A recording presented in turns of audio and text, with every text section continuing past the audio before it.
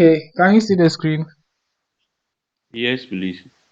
Okay, so we want us to do a quick test on intangible assets.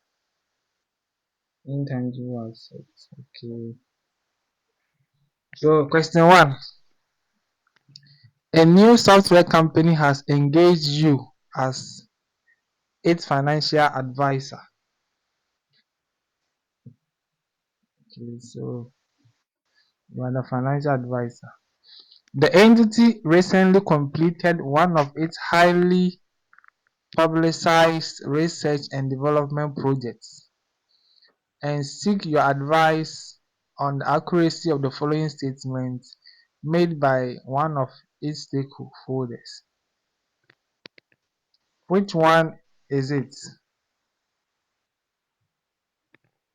Cost A. Cost incurred during research phase can be capitalized. Okay. B. Cost incurred during the development phase can be capitalized if criteria such as technical feasibility of the project being established are met. C. Training costs of technicians used in research can be capitalized. Design of jigs and tools qualify as research activities. So which of them is correct when it comes to capitalization of research and development costs? Okay. Uh, the answer is B. Cost incurred during the development phase can be capitalized if criteria such as technical feasibility of the project being established are met. Okay, B. Okay, let's go. Number two. Which item listed below does not qualify as an intangible asset? A. Computer software. B. Registered patents. C. Copyrights that are protected. D. Notebook. Notebook computer. Which one do you think is correct? D. Notebook computer. Okay, good. C. Which of the following items qualify as an intangible asset under IAS 38? A. Advertising and promotion on the launch of a huge product. B. College tuition fees paid to employees who decide to enroll in an executive MBA program at Harvard University while working with the company. C. Operating losses during the initial stages of the project. D. Legal costs paid to intellectual property lawyers to register a patent. Which D. okay, D. Correct. Let's go on. Okay, 4. Once recognized, intangible asset can be carried at A. Cost less accumulated depreciation. B. Cost less accumulated depreciation and less accumulated amortization. C. Revalued amounts less accumulated depreciation. Cost plus a notional increase in fair value since the intangible asset is acquired. Which one is correct? Once an intangible asset recognized, cost less accumulated depreciation and less amortization, which is B. Okay, B. Okay, okay, good. Okay, B. Okay, let's go continue. Which of the following disclosures is not required by IAS 38? 1. Useful lives of the intangible assets. Reconciliation of carry amount at the beginning and the end of the year. Contractual commitment for the acquisition of intangible assets. Fair value of similar intangible assets used by competitors. Which of the following disclosure is not required by IAS 38? I'm coming.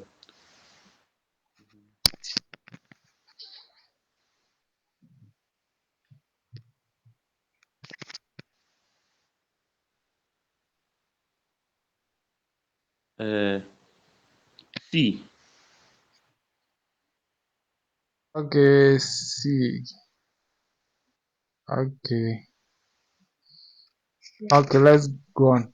The cost of intangible assets includes the following, except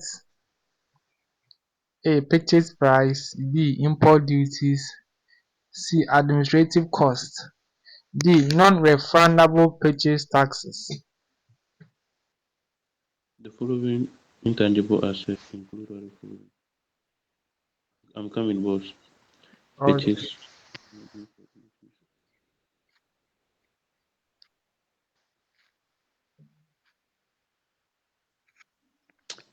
D.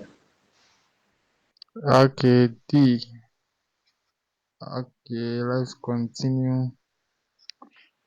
The following condition must be satisfied before an intangible asset can be recognized, except identifiability, feasibility, control, future economic benefit.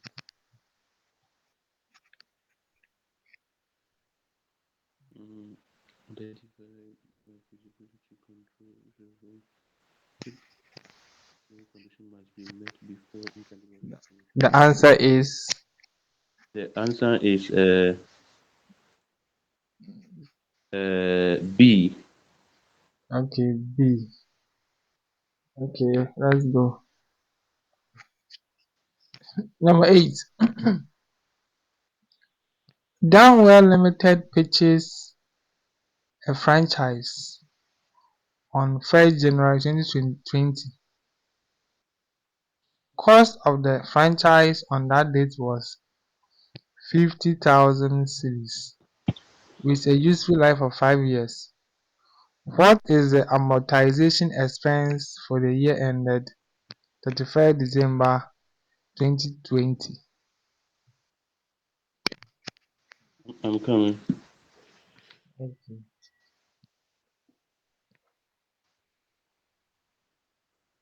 10,000. Okay, 10,000. Okay. Okay, let's continue. According to IAS 38, research expenses should be A. Treated as assets, written off as an expense, capitalized, amortized. B. Written off as an expense. Okay, okay. 10.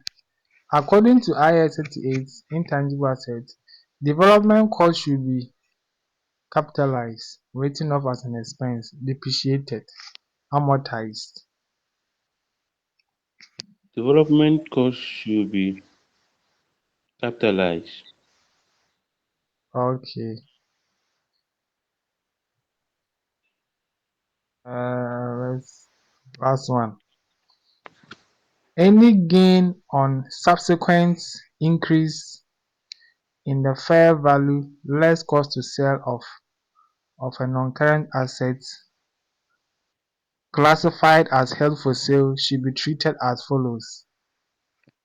The gain should be recognized in full. The gain should not be recognized. The gain should be recognized, but not in excess of the cumulative impairment loss. The gain should be recognized only in retained earnings. This is one is non-current asset held for sale. Any gain on subsequent increase in the fair value less cost to sell of Non-current assets classified as held for sale should be treated as follows. Okay, the gain, I'm coming. The gain should uh, uh, is A. The Okay, gain should be recognized in full. okay,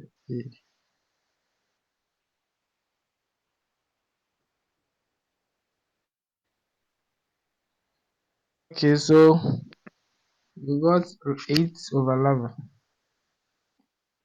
So you got three wrong. So where are the wrong ones?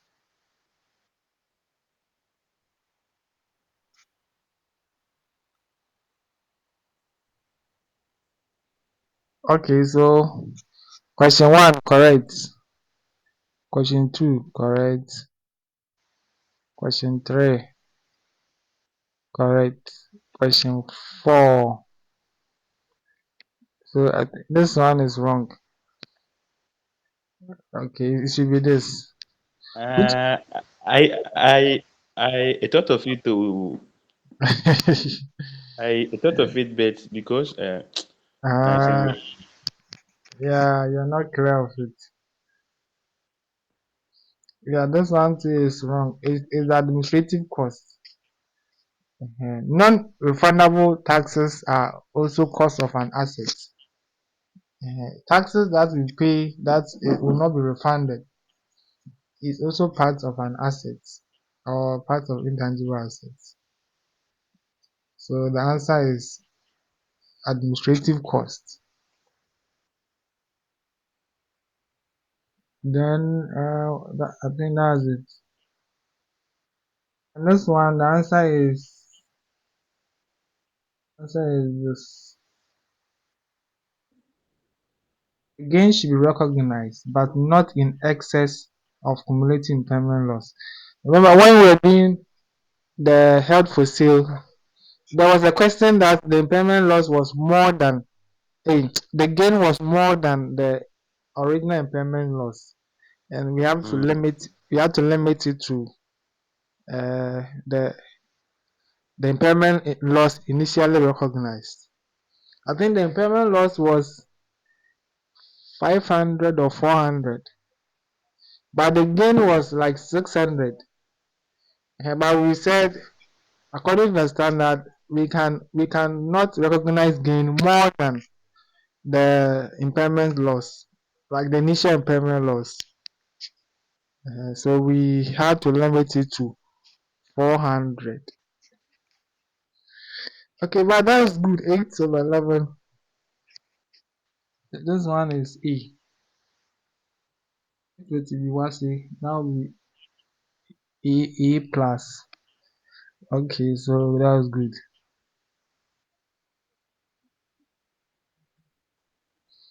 So today we're going to continue with our. We'll finish with our um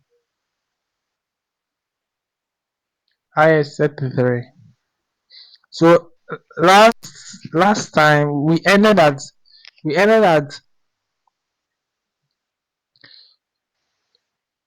diluted earnings per share. Then we did convertible bond, and we said when bonds are converted, it will increase the number of shares. All right, because yes, now the bonds are converted into shares, so it will increase the number of shares, and it will also lead to say interest savings, which because once we convert the bond into shares, we will not be paying interest again. So that will be like a savings to the company. Yeah, so that one too will be considered. Alright, so we are looking at another subtopic under IAS 33, which is share options. Share option.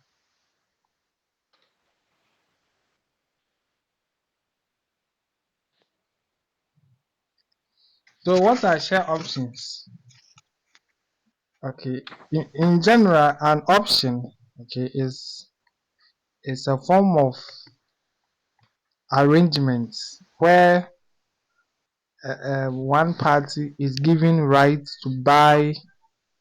another to buy an asset at a given price, at a predetermined price in the future.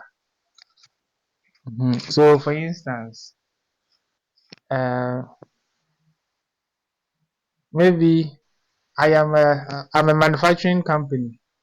I manufacture uh, maize products. I manufacture maize cereal products. So my raw materials are maize grains. So I buy them from farmers. So and grains too, they have their seasons that we buy. Grains come. So you can, let's say we are in January, you can agree with a farmer that, when your harvest, or when you harvest your grain in maybe March, I'll buy it at a certain price. Maybe I'll buy it at maybe one bag for 500 cedis or so. So it's like you have made an agreement in advance. Do you get it? Yes. But when the time comes, so in the agreement you said you buy the grain for maybe 500 cedis in March, when during the harvest. Okay. Now in March the price of grain may be different from what you agreed on. Do you get it? Yes. It can be more than, it can be 600, 700, or it can be lower. Hmm. But it doesn't, the market price does not have any impact on this agreement. Whether the price is more or less, it doesn't have an impact. So assuming that in in March the price is 600, in that case the company can decide not to buy. And that's why it's called option. You see, if you realize that the price is more than the market, the price is, sorry, if, okay, in this case the company will buy because the market price is higher than what they agreed. Do you get it? Yes. But if the market price is maybe 300 cedis, why would the company buy it at 500? Yeah. So when it comes to option, the holder of the option has the right to exercise it. The holder can decide to exercise it or not, depending on the market condition. If the market condition is favorable, you will exercise it. If not, the, the holder will not exercise it. Yeah, and because of that right given to the holder, the holder has to pay a premium. Okay? You have to pay something for that right. Okay? You have to pay the farmer a certain price, a premium in advance for that right you are giving. And because in the future you can gain from it, so you have to pay for it. So we also have share options. So share options too is that the company um will decide to give some, let people come and bid for shares at a certain price, but those shares will be issued in the future. So if the company says, okay, we want you to buy the shares at 6 cedis, Okay, in the next 3 months or in the next 6 months. So in the next 6 months, the share price can be more or less. Do you get it? The share price can be more or less. So if the share price is more, what do you think? Who will benefit and who will lose? Uh, that one, the company will lose Uh-huh. because yeah.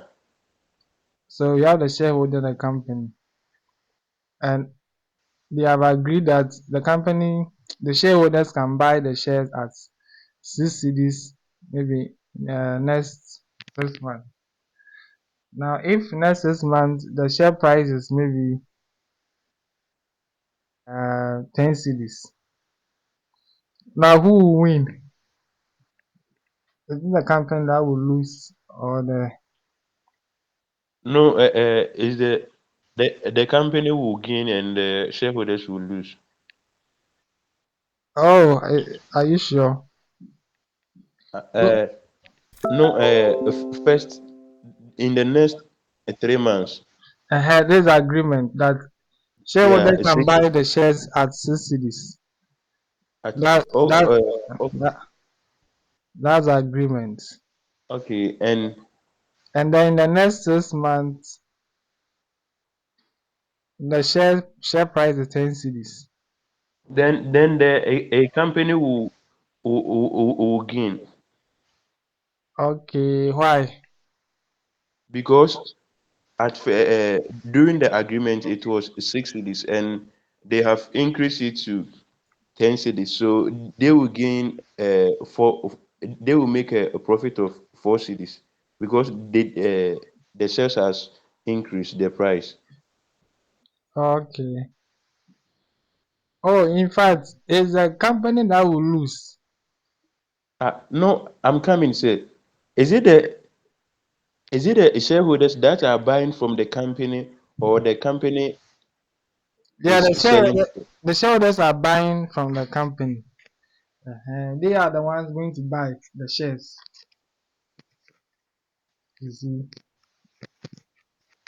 Okay, okay. If they are going to buy from the company, then the company will rather lose. Yeah, because now the price is 10 cedis, but Yeah, the shareholders will still buy it at 6 cedis. yeah, yes. So which means the company will lose some money. Will lose some money. So if let's say the number of shares is maybe 1,000, okay, the number of shares is 1,000. So how much money will the company lose? Okay.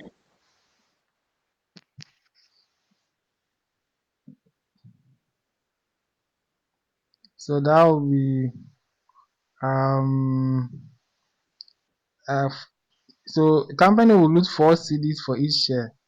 Yeah, 4 city. So 4 times 1,000.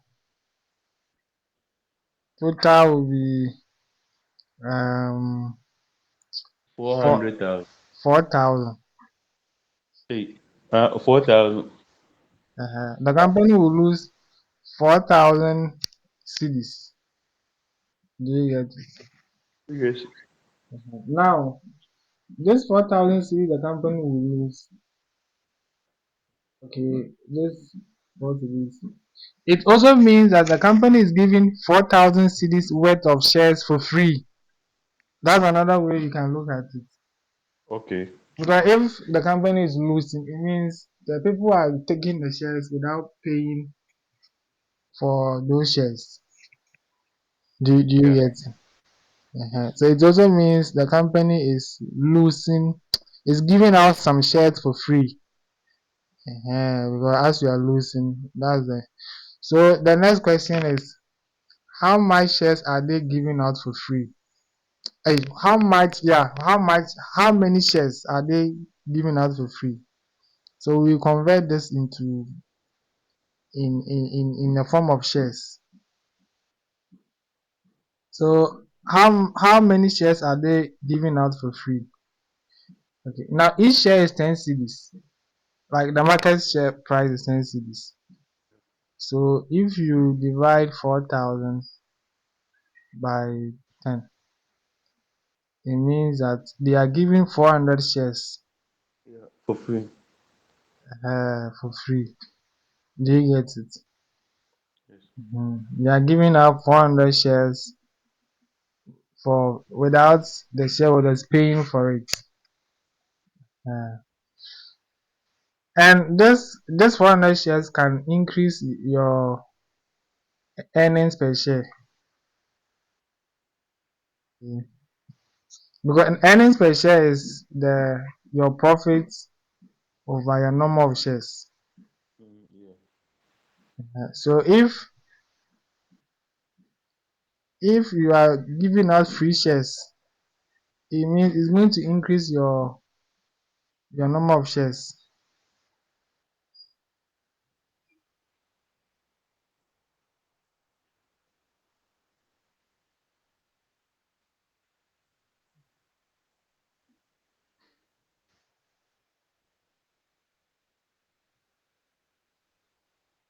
So the company is going to lose.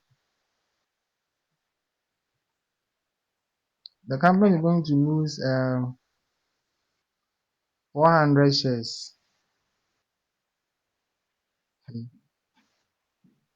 and that 400 shares will can affect the earnings per share, the diluted earnings per share.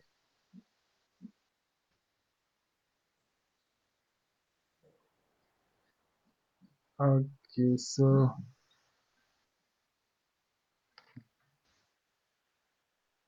that is it. So let's look at an example.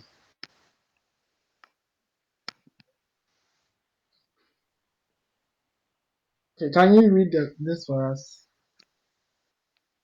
Yes, please. Example, a company has 5 million ordinary shares in issue. Earning, earnings for the year ended 2019 was 25 million Ghana cedi. There are outstanding shares options on 400,000 shares, which can be exercised at a future date at, at an exercise price of 25 cedi per share. The average market price of the share in 2019 was 40 cedis. Required: A. Calculate the basic EPS. B. Calculate the diluted EPS. Okay, so let's start with the basic EPS.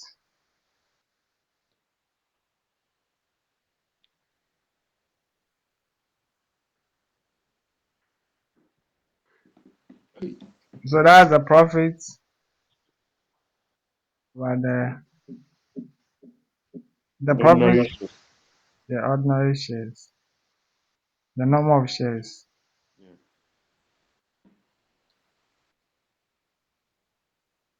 So what is the profit? That's Okay, 25 million. so 25 million.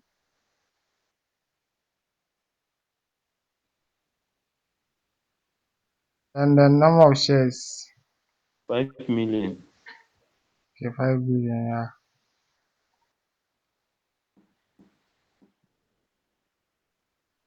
So the earnings per share will be how much? 25 million.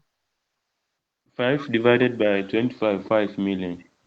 Okay, so it will be, so this three will cancel them. 5, 5 cedi per share.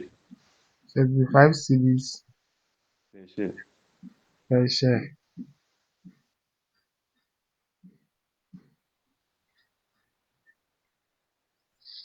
Okay, that's the basic EPS.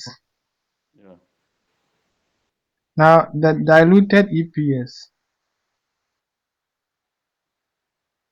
Okay, so the diluted EPS is where the share option comes in. You see, share option. So here, what we are interested in is we want to know the number of free shares they are giving out. Uh, when we know the number of free shares, we'll add it to the existing shares. Okay, so to get the number of free shares, we know we have to compare the exercise price and the market price, right? Yes. You see, they can buy it at 25, but the market is can 40 cedi. 40, so they are losing.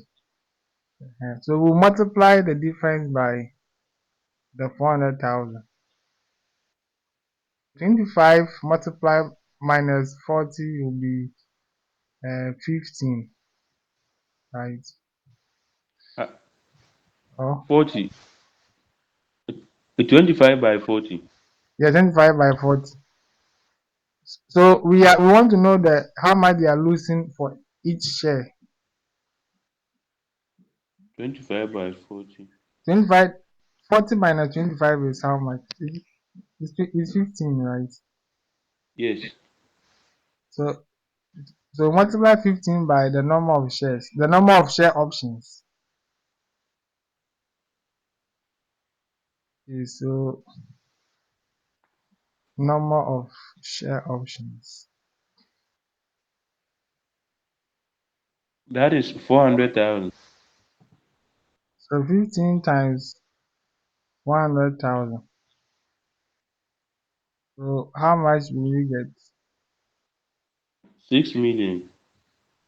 So six. So you mean they are losing 6 million Ghana cedis.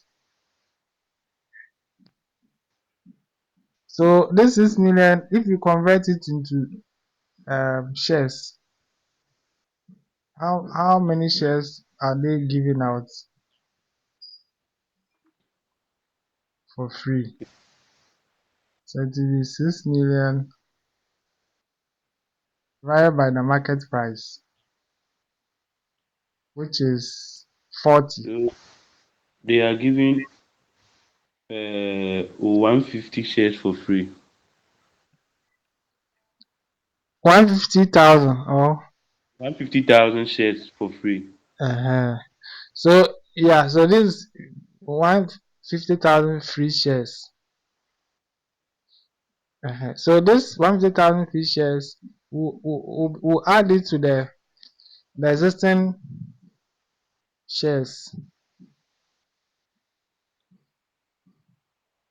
like this. Yes. Then we divide. Hey, sorry, it should rather come down here. 5 million. Okay, the denominator is the shares Yes.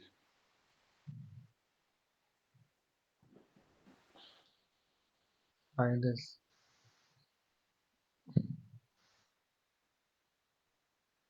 So how much do you get? You get 4.8 4.85. You can see the share price has reduced if you compare the Yeah, basic yes. because of the Because of the 150 they are losing. more than 150 they are losing. Yeah, so that is the diluted earnings per share. So diluted earnings per share, you can make two questions. Either the convertible bond, convertible, or the share option. Okay. Okay, you can make these two. But you know the share option, it only increases the number of shares. Do you get it?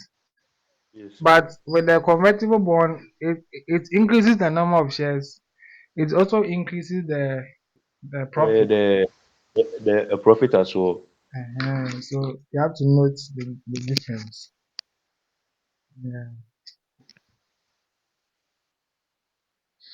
Okay, so that's it for what's the name? IAS 83. So we are going to look at another standard, event after reporting period. Event after reporting period. So what is it?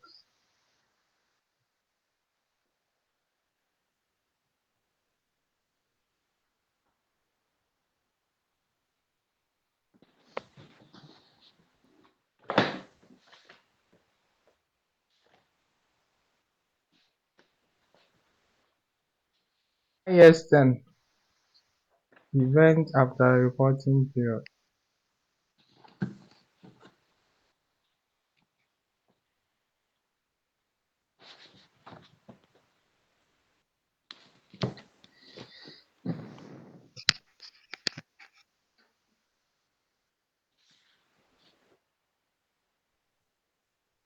So first, we need to understand what reporting period is. And we know how to go about this.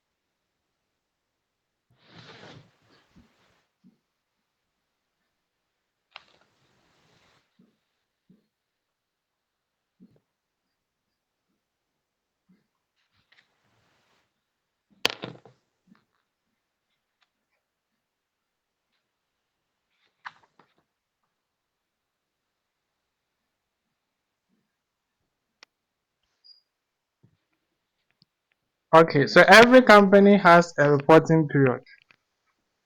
Do you get it? That's the accounting period.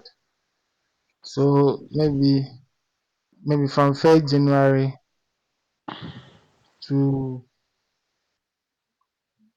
31st December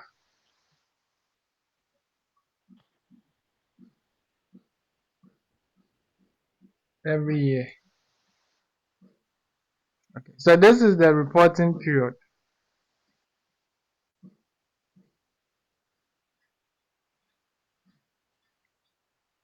Yeah, reporting period.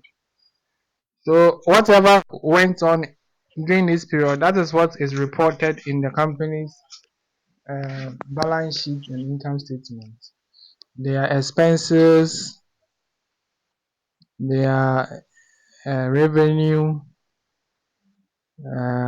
their maybe capital contribution, maybe dividend paid, maybe the issue shares, everything, all financial transactions that went on during this period will be reported. Okay, and companies are going concern. It means they are expected to operate in the foreseeable future. It means if this is 2024, they will continue, right? It's not like they are ending here. The company will continue in the next year, which is 31st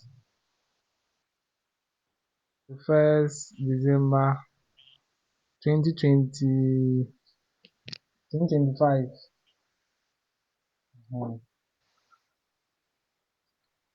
They get it. So this is one reporting period. There is also another reporting period. Okay. Now, at the end of the year, the company has to close their books. Is that not so? They have to close. They have to close. If it's a door, they have to close the door. Okay. And when they close the door, what do? They prepare accounts. Okay. They prepare accounts. They bring auditor. They prepare accounts. Okay. The financial statements. It will cover this period. Okay. Now, how long does it take to prepare the account? It can take some time. Have you witnessed audits before? Maybe external audits, or maybe done audits yourself. Hello?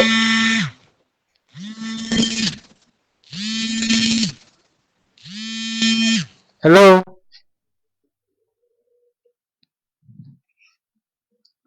Hi.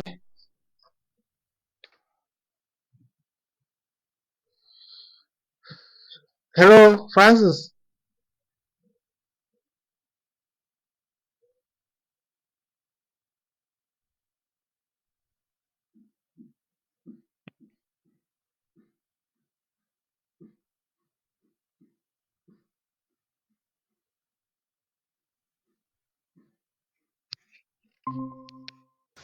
Hello. Yeah, sorry, sir. Ah, Sir, okay. Hello. yeah, sir. Okay, yeah. You can hear me, right? Good. Yes, please. So from here to here is a reporting period. So at the end of this date, the company has to close their books and then they will prepare accounts for this period. So they will invite auditors to come, external auditors, to prepare the reports. Now, the auditors will take some time to finish the report. Is that not so? Have you Yes. witnessed external audits before? No, please. Yeah, it takes time. Maybe it can take 3 months, 2 months. It can take maybe 2 months for them to finish, which means maybe, yeah. So maybe they will finish maybe by February, end of February, the following year. Okay. Now during the period, so which means they will be entering into this year, like the following year. So they will be doing the audits here, even though the year has ended. The audits will be done in the next year. Okay. Now from here, from the dates of from the reporting date to the end of the audits and then the issue of reports. Okay. From the dates of the reporting period to the end of the audit and the issue of the authorization of the audit reports, some things can happen. Okay, events can happen. Do you get it? It can be what do you call, what, I want to have a popular, a word for it. That's, um, uh,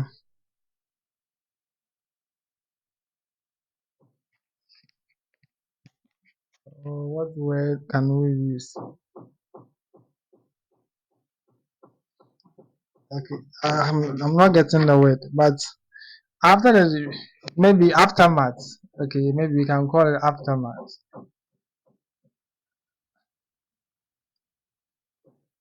Okay, after the year has ended, you know, things can happen. Okay, so what are the things that can happen? Maybe in the course of the audit, the auditor discovered fraud. Okay, they realized that the company, maybe one of the managers have engaged in fraudulent activity. One of the managers has stolen $200,000. Meanwhile, nobody knew about it. Okay.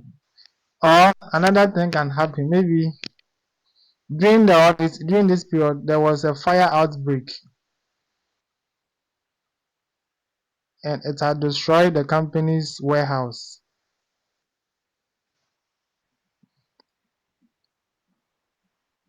Okay. Another thing can happen. During this period, during the time the auditors were doing the audit, there was a customer sued. Um, there was a case in court during this year. There was a case in court already. And during the period, the judge pronounced that the company has lost the case,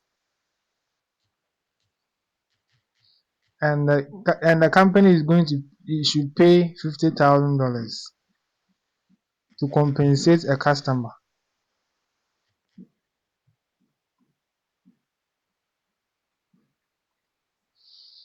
So these are aftermaths. Okay, these are, let me say, aftermaths after the event, after the year ended. Okay. Now the question is, right now we have not finalized the report. Okay, the auditors are still doing the work. They are not done with the report, and we are getting all these issues. So what should the auditors do? That's the question. Hello, Sir, are you there? yes, please. So let's start with the fraud. Okay, the auditors found that there was the company had in their records, in the company has recorded bank balance of 1 million in their records. Meanwhile, 200,000 of this amount has been stolen. So in actual fact, it's the company had only 800,000. Do you get it? In a bank account. Okay. But they are reporting this because they don't know that somebody has taken this 200,000. So the question is, what should the auditor do with this 200,000? Should the auditor leave the reports like this, or they should reduce the balance by this? What do you think? If they leave it like this, the account won't balance. Oh, already the account has balanced. They have done their account, it has balanced. Okay. Uh, with this 1 million. But meanwhile, Uh, actually, it's supposed to be 800,000. mm, So, what should the auditors do? then in their report, they should write that the actual cash at bank was 800,000 and 200,000 was were not there. So Mm. the person in charge should be held responsible. Okay, yeah. So auditors they have to, because this 1 million it does not exist. Yeah, only 800. It's the 800 that exists. So the auditors have to report 800,000. So the auditor will tell the company to reduce the 1 million to 800,000. Yes. Okay, and then If later, not, so their book will not balance. uh, later they will deal with the manager, whoever. Now let's come to the warehouse. The camp. I mean, the warehouse is an asset. It has been reported in the balance sheet. And during this period, during the audit, there was fire. It has burnt all the warehouse. Now there's no warehouse. So what should the company do? What should the auditors do, or what should be done? Should they go to the balance sheet and remove the warehouse from the cost of the warehouse from it? Maybe the No. balance sheet, Mhm. the warehouse maybe was 2 million. Should they cancel it or they should leave it? No, they shouldn't cancel because if you cancel, it means, or why are you canceling it? So, Okay, because the, there was fire, it had destroyed the warehouse. The warehouse doesn't exist. So, what do you think?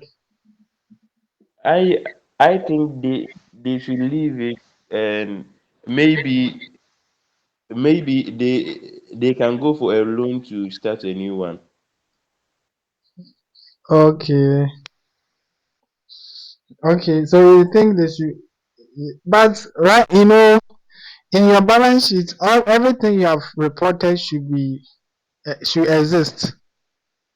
If Yes, you, if you say we reported vehicle, we should go and point out to the vehicle. yes, please. Uh-huh. But right now, this warehouse is no more. It's bent. So if you report it, and then they ask you to go and show the warehouse, how will you show it? Oh, okay, because the auditors to, if they if they find out that this thing is no more in existence, then they should have a ways and means, because it means that you've not chopped the money, but truly it was fire that okay. So they should know how to do their reports. Okay. But right now you are the auditor. So what? Okay, then I'll take it off from the balance sheet. Okay. Okay. Okay. Okay. But why will you take it off? Because it's no more in Yes. Okay. Yeah. So and the IAS 10. Okay. There are two main things you need to know. Okay. They are what you call adjusting events. Okay. They call it adjusting events. Okay. And two, non-adjusting events.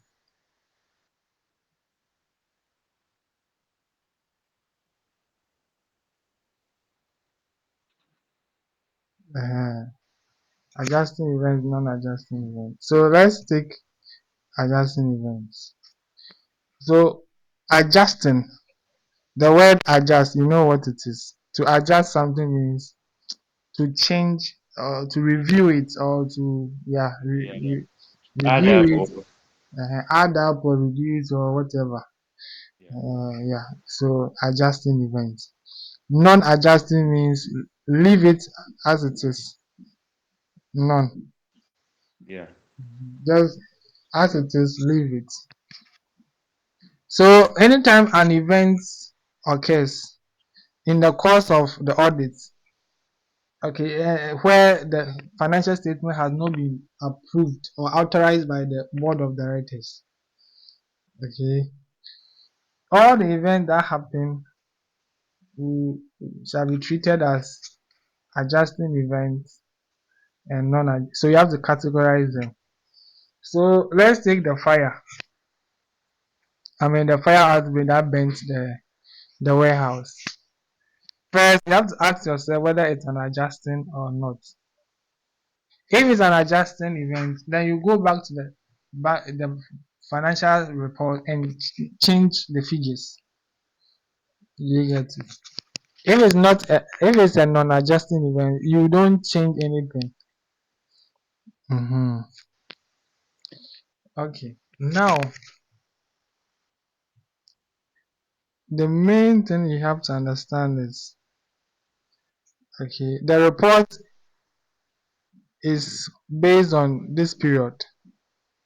Okay, maybe 1st January to 31st. Okay, that's what we are reporting on. So whatever happens, so let's say we are doing audits this period and those events happen here.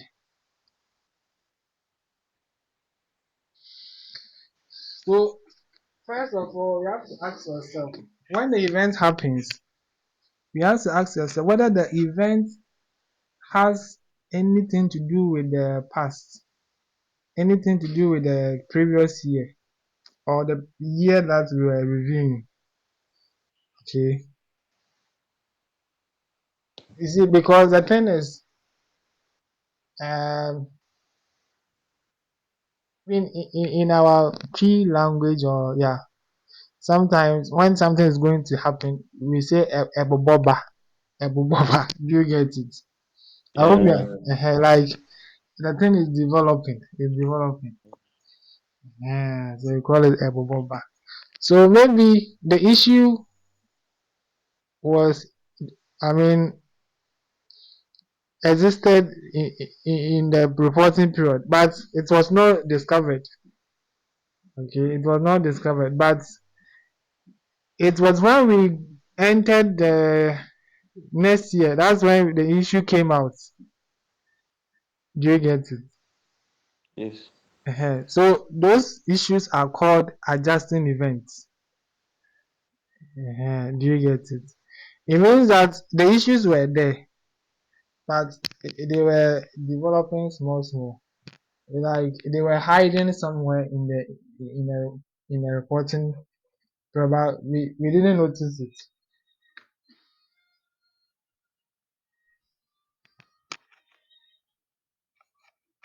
So,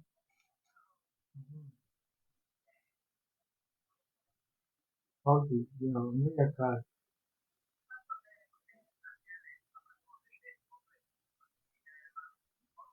Okay, okay, okay.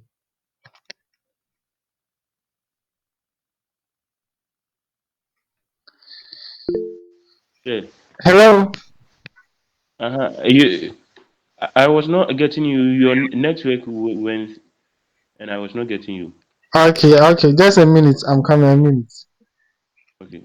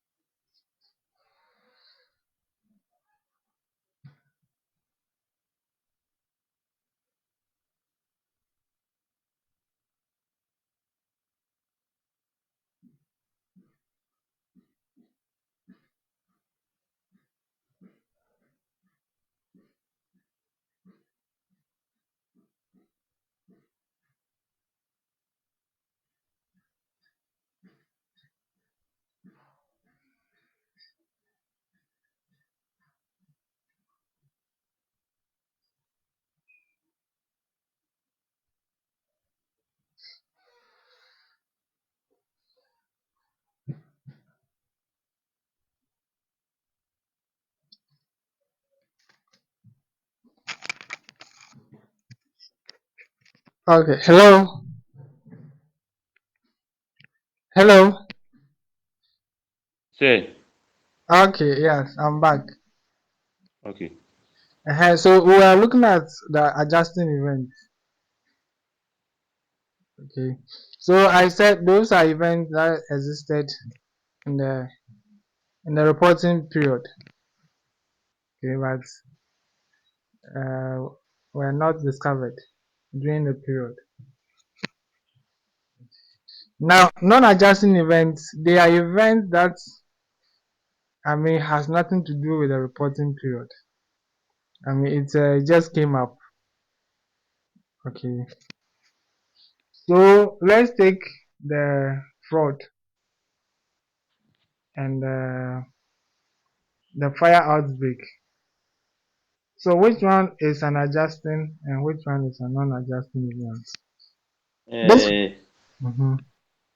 the fraud is adjusting and the fire outbreak is non-adjusting because that one it happened once. You cannot know that oh the fire is coming and but for the fraud you have a hint of it. Yeah. Okay. Yeah. Because with the fraud, it took place in this year, but we Yeah, didn't know. We didn't notice until the auditors came and yeah, they blow the cover. They blew the cover. But for the fire outbreak, that one, yeah, it's a natural disaster. yeah, There's nothing we can. There's nothing we can do. So that one will be non-adjusting. yes, So it means even though the warehouse is bent, okay, but as at 31st December, the warehouse was there. yeah. Because we are reporting as at 31st December. Timber, yes, So as at 31st December, the warehouse was there. All right. But this fraud, in fact, as at 31st December, the money was not even there. Do you get it? Or was not there. But we didn't know. So it means clearly this is an adjusting event. Do you get it? yeah, So let's look at examples of adjusting events. Okay. Examples of adjusting events are um,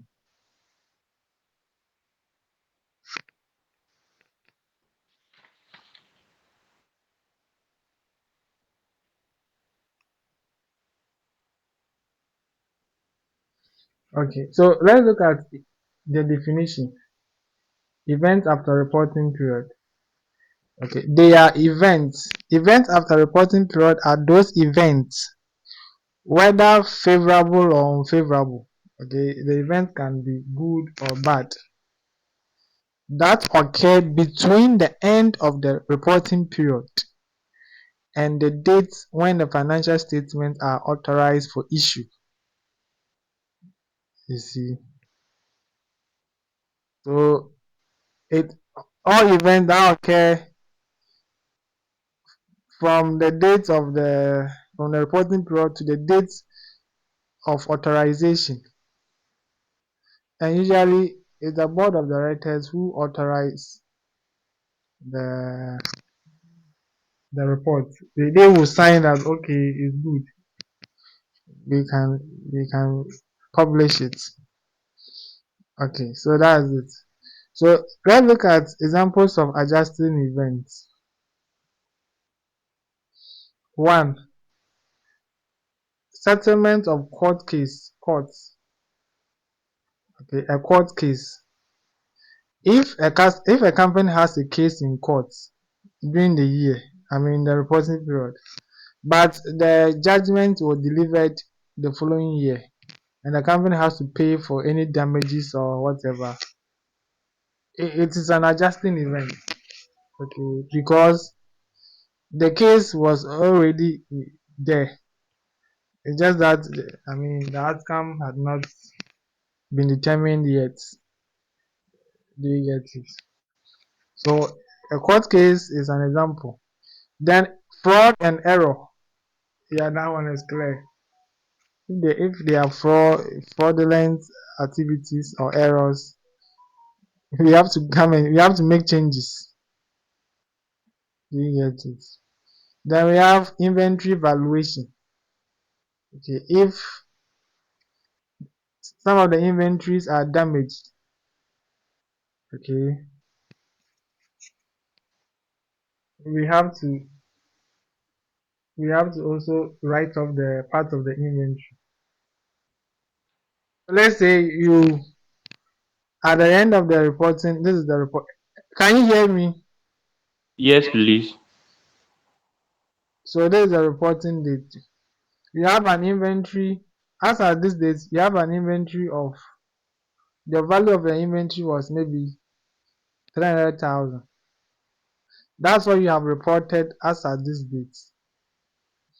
Okay. But during the audit, okay, before the financial statement was authorized for issue, this inventory was only sold at the inventory was sold at 150,000. So what does it tell you? This inventory that you reported that it is 300,000. Meanwhile, during the audit, it was sold for 150,000. It means that this 300,000 is not correct, or it Yes. doesn't. Is that is not the true value of the inventory. And you get it. So it means you have to adjust the inventory to the net realizable value. Okay, to its net realizable value. Okay, so that's inventory. Then receivables is also similar to inventory. Let's say that at the end of 31st December, customer A, okay, is owing the company 300,000, and the company has recorded this as receivable. Okay, receivable. Now, during the audit, or yeah, during the audit, this customer has declared bankruptcy or is bankrupt. It cannot pay the money. Let's say this customer is a company, is a company. Okay, they cannot pay. They have folded up. They will not pay this money. So what should the company do? I mean, the reporting company. They have to clear this debt. Okay, they have to write off this debt. Do you get it? Because As bad. the customer is no more. They will not pay. Okay, yeah. Then So it will be a classified as bad debt. ahead become bad debt. They write it off and take it out of the books. Yeah. So bad debt is also an adjusting event. Okay, these are examples. So let's look at non-adjusting events. They are events that has nothing to do with the reporting period, or events that has nothing to do with the reporting period. So example, natural disaster. Okay, natural disaster like earthquake, fire outbreak, flood. If it happens and it destroy the company's assets, I mean that one we will not do anything to it. The legal cases are arising after the year end. If there's a new case after the year ended, okay, so let's say during the year there was no court case, there was nothing, but the court case started, I mean, the following year. I mean, means, I mean, this court case has nothing to do with this prior year. So it becomes a non-adjusting event. Okay. Yeah. So all events that has nothing to do with the reporting period, they are non-adjusting events.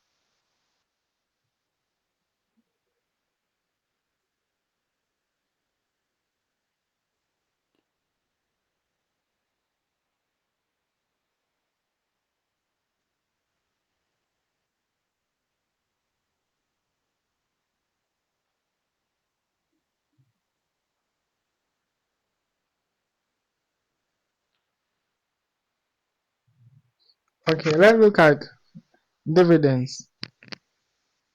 Payment, dividends are paid, dividends are declared before they are paid.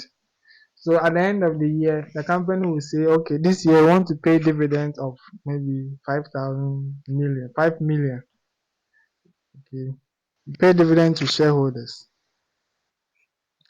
So this is the reporting, and this is the reporting period to 1st January. Okay. Now the company did not declare any dividend this during the reporting, but they came to declare a dividend here. Okay. It means the dividend that they have declared has nothing to do with this year. So it becomes a non-adjusting event. Do you get it? Yes. Mhm. But assuming they declare the dividend here, I mean,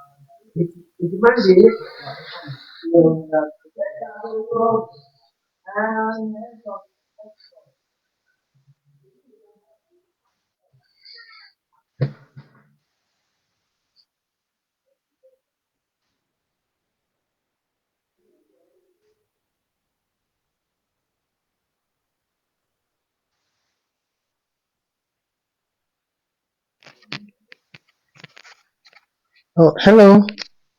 Sir. Oh, sorry, somebody came to check something. Okay, so dividend is a non-adjusting event. All right. Okay, so that is it for events after reporting period. Okay, so let's see whether we can do a quick quiz on it.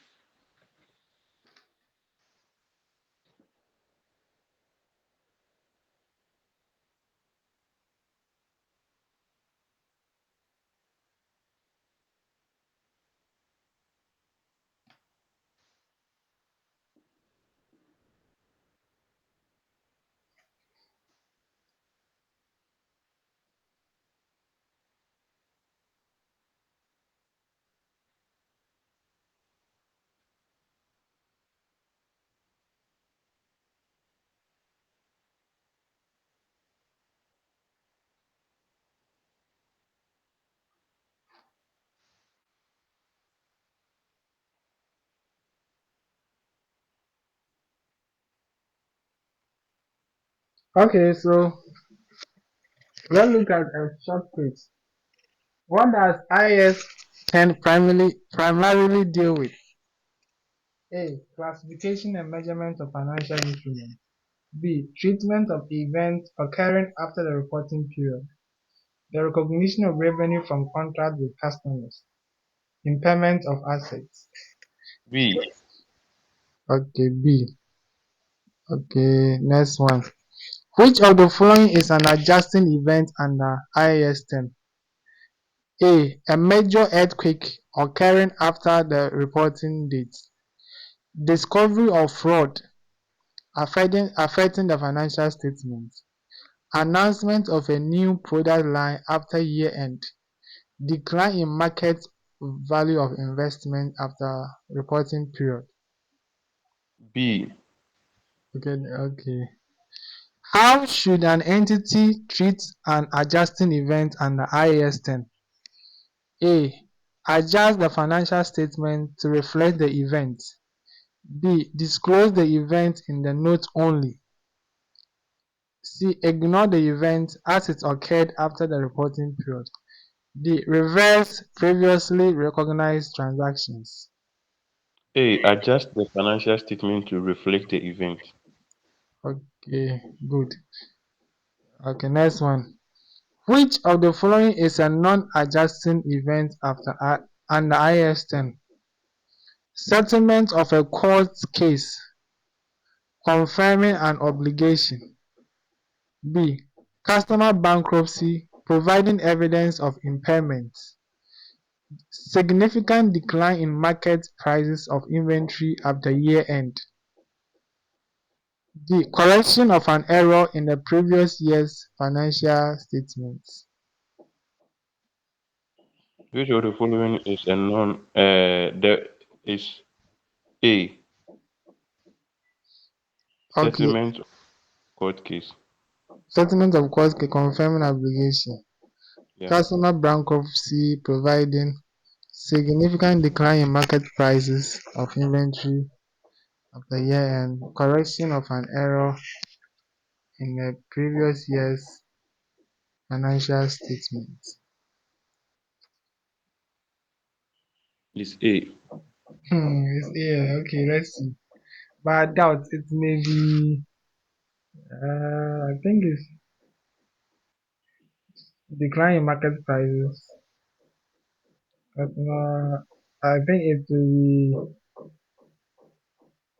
be, it may be C. Settlement of court case confirming an obligation. Uh, from what we did just recently, under non-adjusting is where after the reporting period Mm-hmm. and there is a court case. Uh-huh.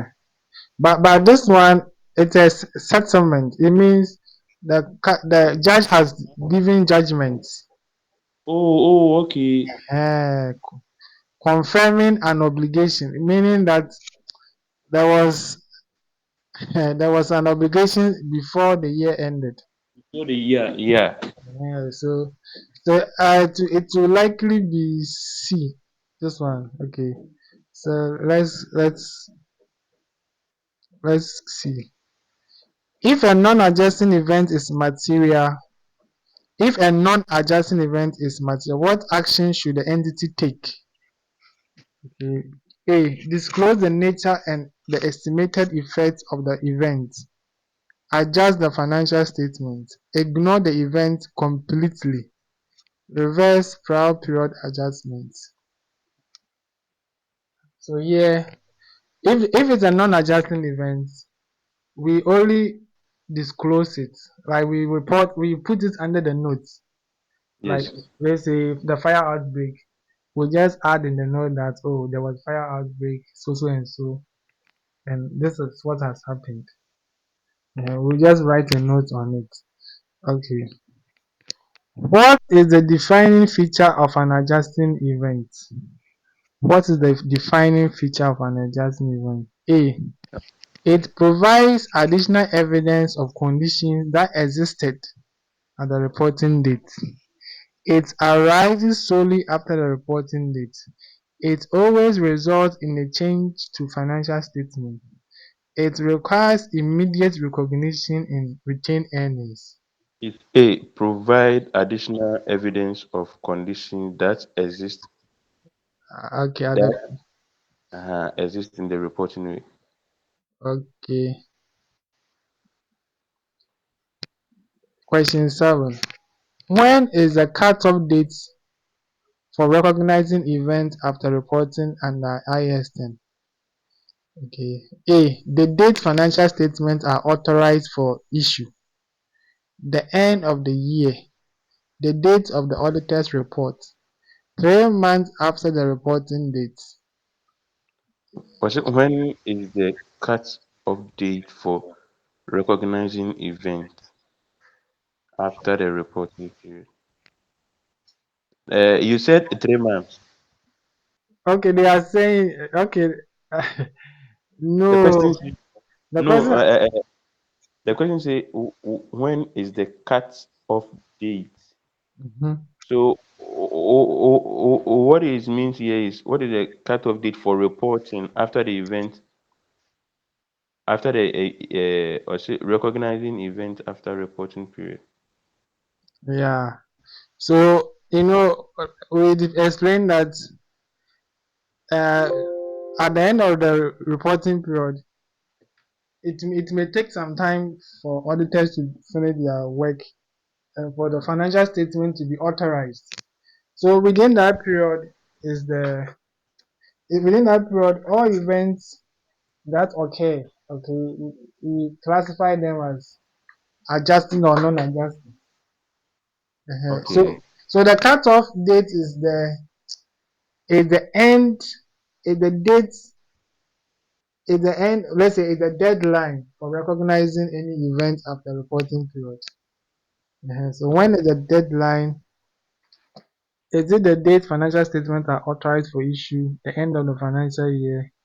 And the correct answer is A. The date financial statements are authorized for issue. for issue. Okay, And the date that the directors will sign the state financial report. It means whatever happens later is out. yes. Because now we signed the report.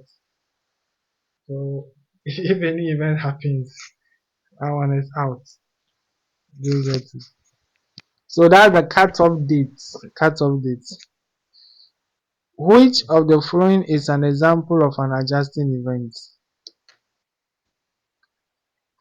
Mhm. A. The A company. major fire destroys the company factory after year end. B. A settlement of a legal case confirming a pre-existing liability.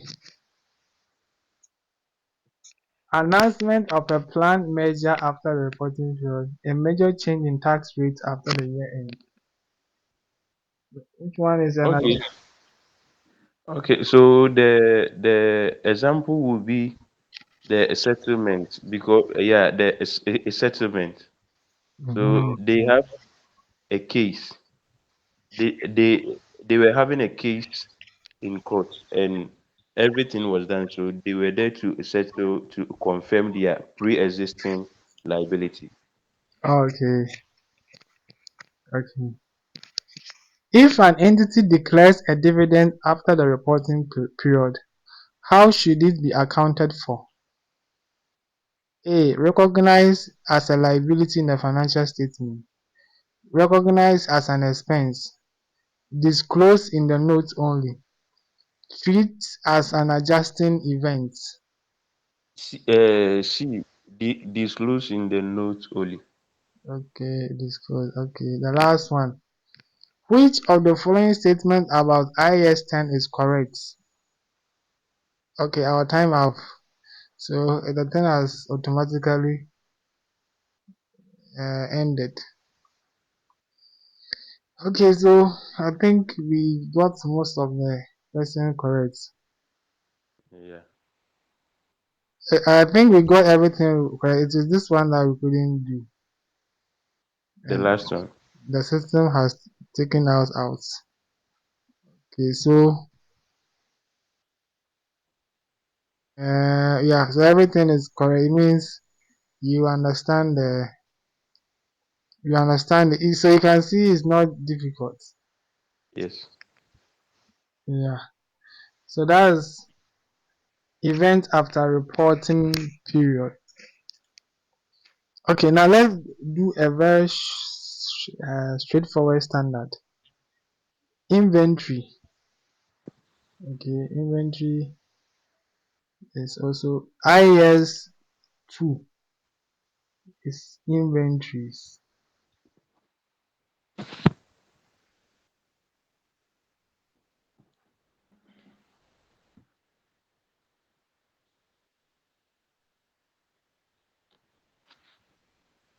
Okay, so inventories. What are inventories? They are inventories are current assets. Okay, they are in the balance sheet. You see them as current assets.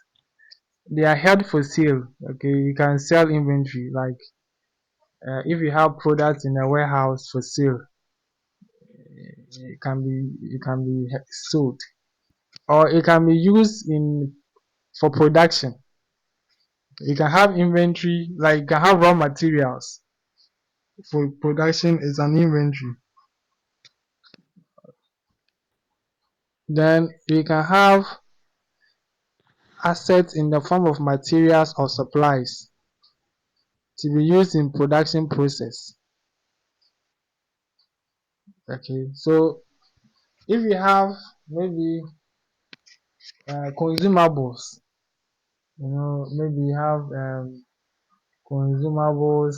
Like if you go to factories, they have certain consumables, maybe toiletries, maybe Tissue. maybe tissue, those things that are used during the production just to facilitate production. Uh, Maybe engine oil, grease, and those things. They are consumables. It's also inventory.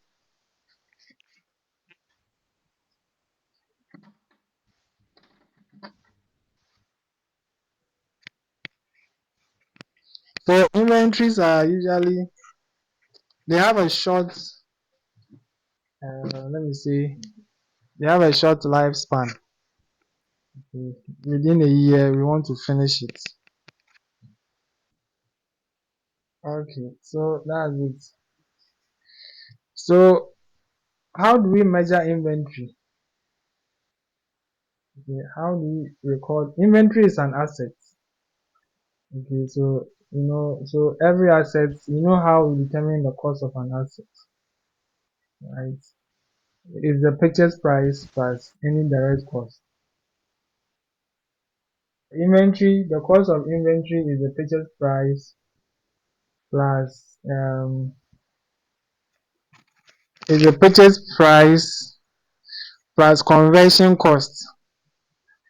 The conversion cost is like for if you take raw materials. Conversion cost is the cost to convert raw materials into finished products. So example, labor cost, overhead cost. They are conversion cost. So it is also to say a cost of inventory.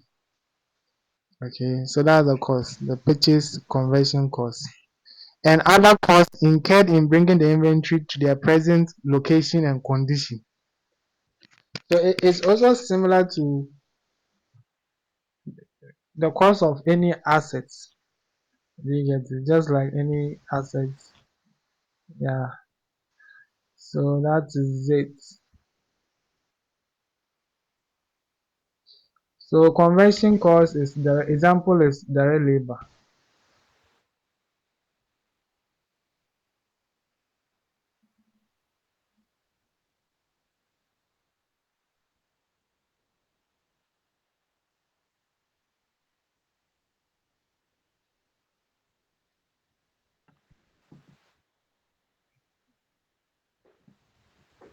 So inventory is okay. To determine the cost of an inventory, you can use the FIFO method, first in, first out. Okay, then you can use, or you can use the weighted average.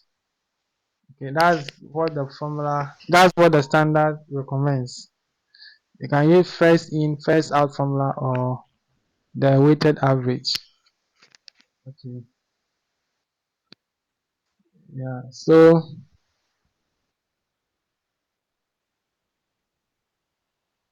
let's look at measurement of inventory. Now, inventory is measured at the lower of costs and net realizable value. Okay, inventory is measured at, you have to remember this. Inventory is measured at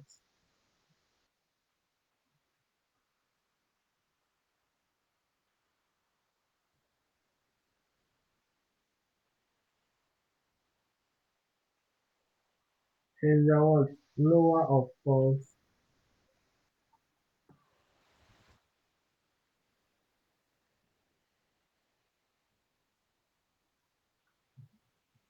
and net realizable value.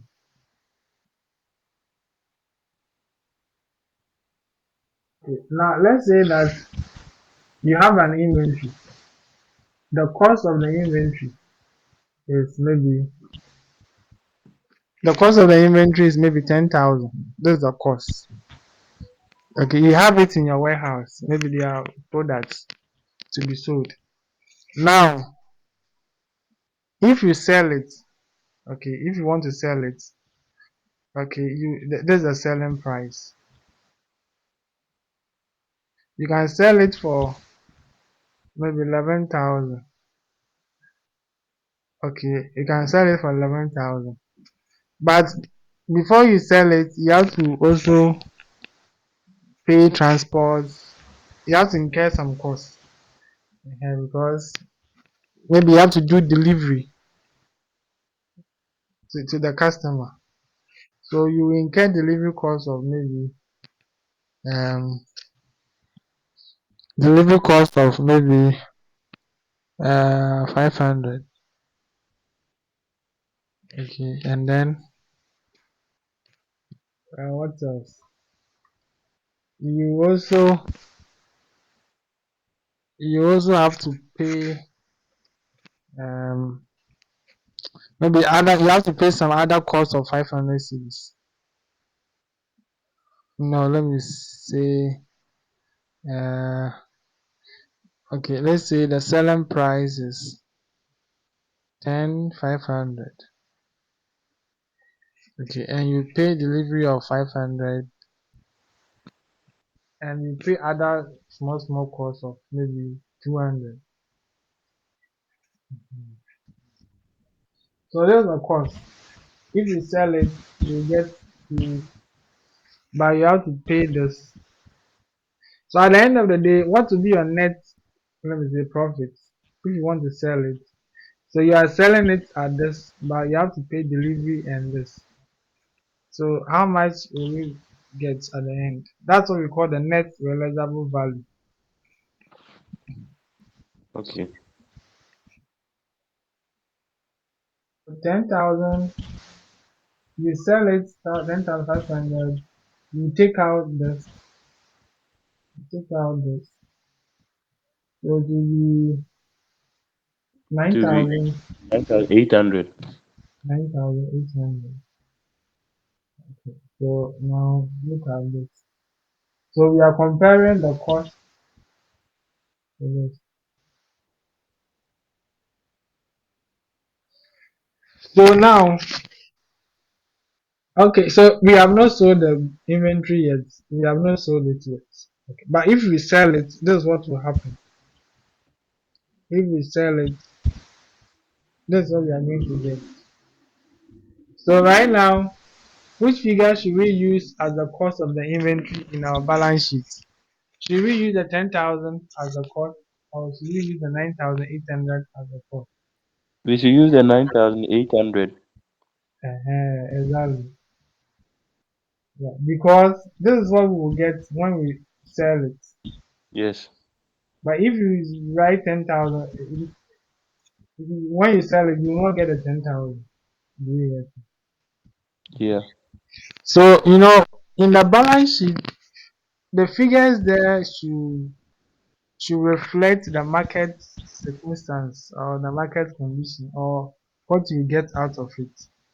You shouldn't include any figure which is not attainable or cannot be derived or cannot be attained. Okay. Yeah. Okay. So you will pick this because that's what we'll get when we sell it. Now let's say that now assuming that the cost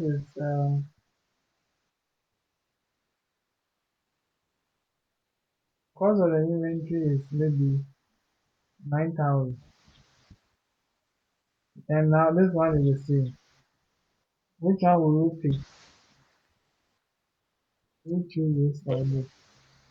The cost is 9,000, and Now, when do we say? Mm, we will still choose the 9,800. okay, okay. So in this case, we'll choose the cost, okay, because Okay. this is the actual cost. So when we sell it, we even get more. Yeah. So always we have to think about the positive impact. Okay, if when you sell it, you are going to have a positive impact, then you take the lower, Okay. because if you sell it, you are even getting 9,800, so it's a profit. But when it was at 10,000 or so, if you report 10,000 and you sell it, you are getting 9,800. That one is not good. Do you get Yeah. it? Yes, please. So you have to always remember, and this principle is it cut across a number of the standards we have done. Yeah. You I have can't to remember whether the impairment or something the something. even impairments, the non-current asset held for sale. Uh, Yes. you have to pick the lower of the carrying amount and fair value less cost to sell. So always we are trying to pick the lower figure, so that to be on the safer side. Yeah. So inventory is measured at the lower of cost and net realizable value. So that's the basic principle of inventory. So in exams, when they ask you to determine the cost of an inventory, it's very easy. Okay, so let's look at example here. The inventory of a motor vehicle dealer at the end of an accounting period includes the following used vehicles: vehicle A, B, C, D. Cost incurred to date. So these are the costs. Expected further cost before sale. Expected selling price. So these are the costs. Okay. But if you want to sell it, we'll have to incur additional cost of this. And we can sell it for this. So we have to find the we have to determine and also this the dealer staff are paid a commission when they sell a vehicle. This commission is calculated at 5% of the selling price. So there's also a commission to be paid. So it means before the vehicle will be sold, okay, you have to pay a further cost and a commission. Do you get it? So to determine the fair value or determine the amount to be recognized in the inventory, this is how we'll do it. So we take each vehicle. Let's just take one or two of them.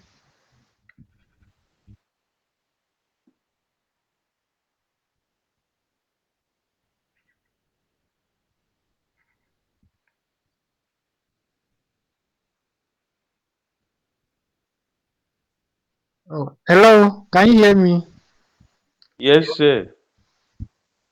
Okay. I think my laptop is not responding.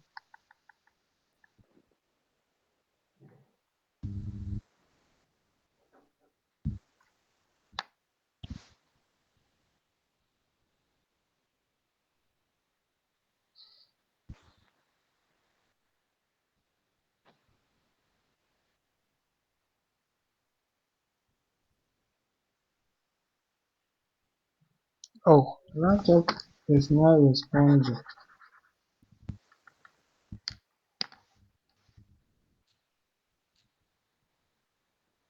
Hmm, okay, now it has come. So we'll take the vehicle. So vehicle A.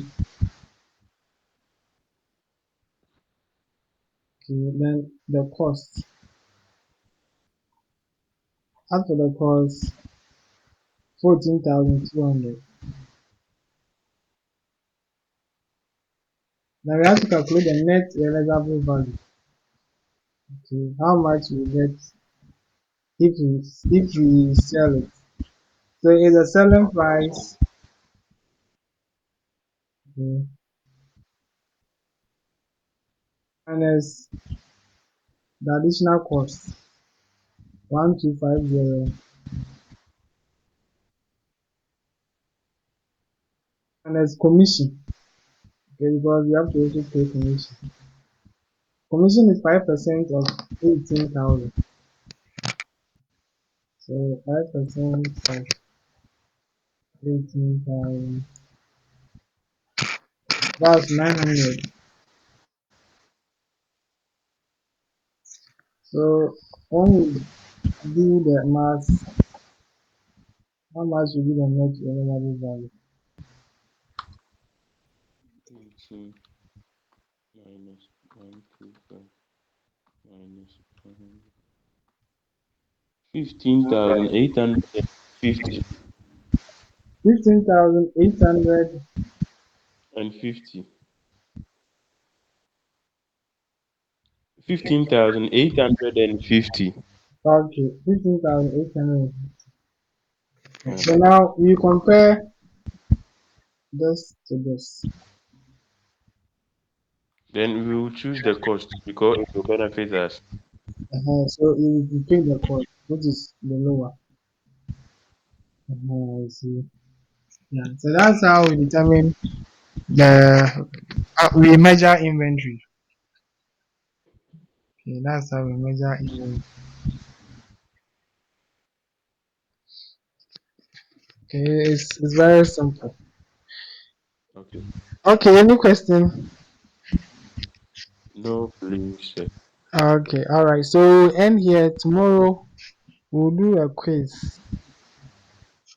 So so you have to get an exercise book. You write you solve it in it. You solve your questions in it. When you finish, then you take a picture of it and forward it. So Okay, sir. yeah. Okay, so on this note, we'll end here and we'll meet God willing tomorrow. Okay, Okay, sir. so Thank you. okay, all right, sure. Okay, bye.